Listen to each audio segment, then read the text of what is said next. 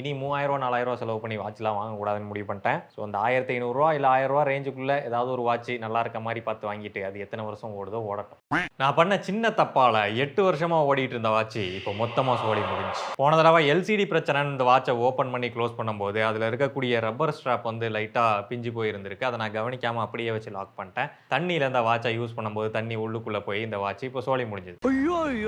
So இதுக்கு பதிலாக இதை மாதிரியே புதுசாக ஒரு வாட்ச் ஒன்று வாங்கிட்டோம். என்ன வாட்ச் அப்படின்றத காட்டுறேன்.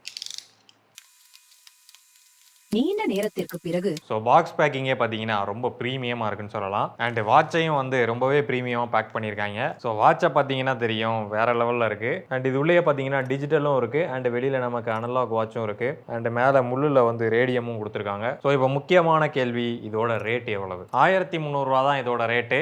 ப்ரீமியமான பேக்கேஜிங்லாம் சொன்னீங்க அப்படின்னு சொல்லி கேட்பீங்க. அதெல்லாம் சும்மா சொன்னேன். கொஞ்சம் வெயிட்டான ப்ராடக்ட் தான். ஐ மீன் அப்பியரன்ஸை வச்சு சொல்லலை, நிஜமாவே ஆக்சுவலாகவே வெயிட் வந்து அதிகமாக இருக்குது. ஸோ உங்களுக்கு இந்த மாதிரி மாடு மாதிரியான வாட்ச் எல்லாம் போட பிடிக்கும் அப்படின்னா லிங்க் இங்கனக்குள்ள எங்கேயாவது கிடக்கும், இல்ல சேனல் நேம் கீழே கொடுக்கும். அண்ட் இதோட ஃபினிஷ் எல்லாமே வந்து நிஜமாவே நல்லா இருக்கு. மெட்டாலிக் ஃபினிஷ்லாம் வந்து நல்லாவே கொடுத்துருக்காங்க. அண்ட் ஸ்ட்ராப்பும் வந்து ஒரு நல்ல குவாலிட்டியில் கொடுத்துருக்காங்கன்னு சொல்லலாம். உள்ளுக்கு லைட்லாம் இருக்கு, பரவாயில்ல.